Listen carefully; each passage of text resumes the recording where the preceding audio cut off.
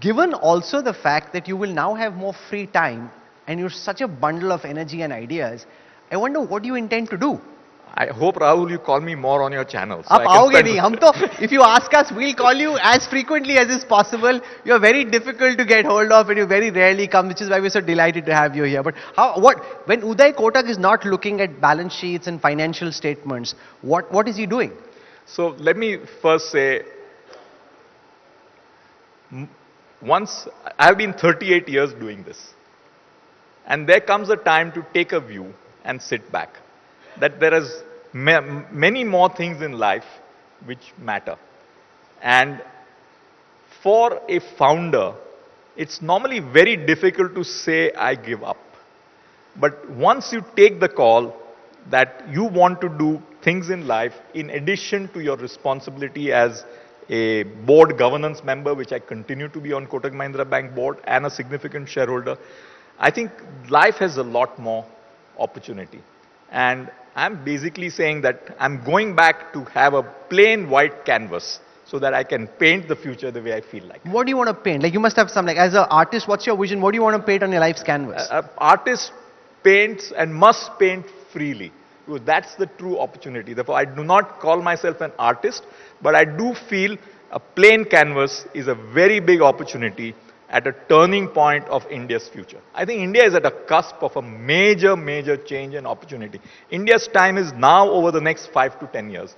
And at that point of time, to say I have a plain canvas to do whatever I want is a sense of relief and release from a day-to-day operational responsibility. Speaking of succession, Mr. Kotak, do you see your son Jay one day run your bank? Today's times, first of all, kids have a mind of their own. He decided to come back and work in the bank like any other professional. And it's up to him. If he performs, he may have an opportunity. It's merit, professional merit, and it is for the bank and its board to decide. I am a believer that there are two business models in corporate India. And I'm meandering a bit, but I want to talk about these two models. There is one model which I call as the Raja Praja model, where the Raja decides what is right for the company and goes ahead and does it. The Praja has to accept what the Raja does. And the Raja has tremendous power, therefore can create disproportionate wealth for the company. But the Raja will decide how much Praja will get. That is one model. The second model is what I call as the trusteeship model, where you say that you are a trustee for all the stakeholders and create a fair business model for all the stakeholders. The trusteeship model obviously is not as influential in terms of getting opportunity as the Raja Praja model, but it is far more fair to all stakeholders. My instinct always has been in favor of the trusteeship model, because I think that is truly what builds a country, a nation, and a company. You know, you've been a institution builder, you've been a wealth creator for your team, and you virtually treated your senior leadership as part owners. And I think that's one of the big reasons behind the success of the Kotak Bank. You spoke of consolidation, and you spoke of a few big industrial groups having a disproportionate sway. Speaking of which, Jio is coming into financial services.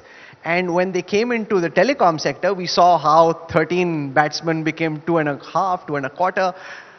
How do you see that play out in the context of the financial sector? So I just want to clarify, Rahul. I have great respect for what a Reliance or any of these big houses have really built. I think they've really created world-class institutions of excellence. I mean, everything they've done, they've created it world-class and of quality. Therefore, I'm fully supportive of what they've done in building of India. But I believe that in addition to what they've done, India needs a lot more and lot broader. That was the point which I wanted to clarify.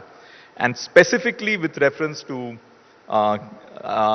Jio's entry into financial services, I think that's a very good thing, because you really want people in any sector to always be on the edge.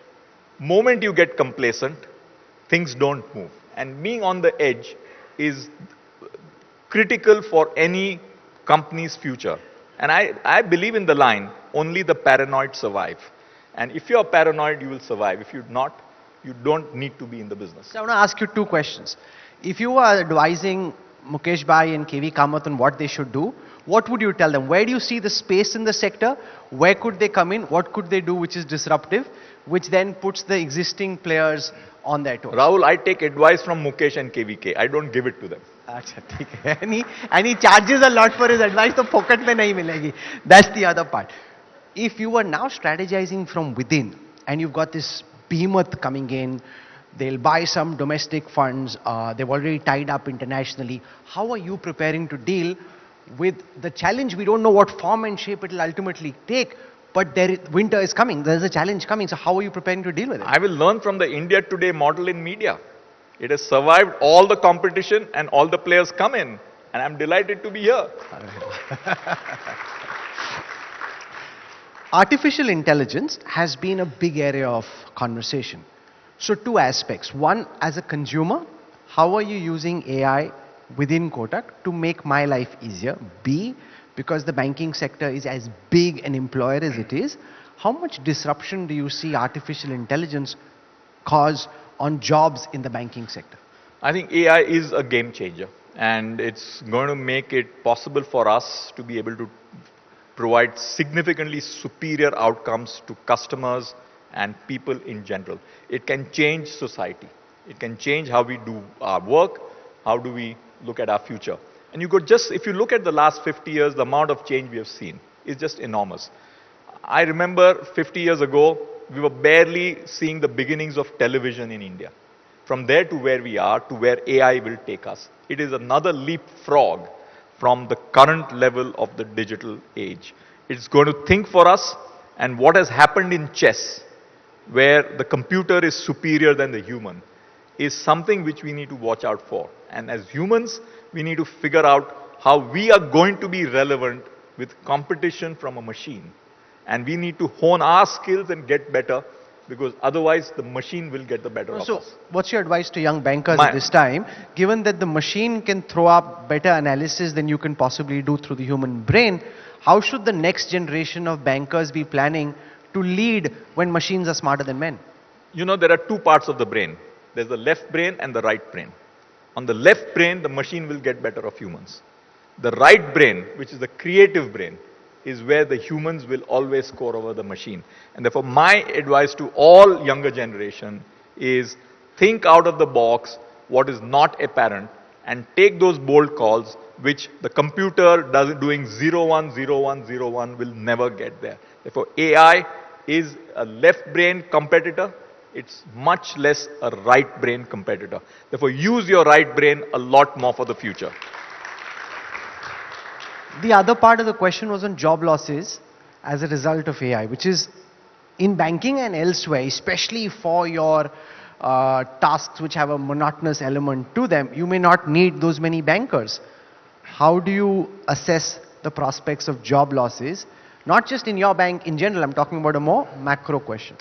I think more generally, from the point of view of jobs, we're going to see new industries really take off. I think one of the biggest growth areas for the future is going to be the leisure industry. It is the gaming industry, it's the sports industry. We're going to see what we think about as traditional business and industry is undergoing a fundamental change. However, the world will deal with a question whether there are enough jobs for human beings versus the number of activities which the machine will do. And from a long-term political point of view, the question which we will have to address over the next 5, 10, 15 years is the concept of universal basic income. It is something which is very unaffordable for most countries, but it is an issue which the politicians of the future will have to deal with for its people as the base level of universal income, which needs to be provided by the state for all individuals, whether they have a job or do not have a job.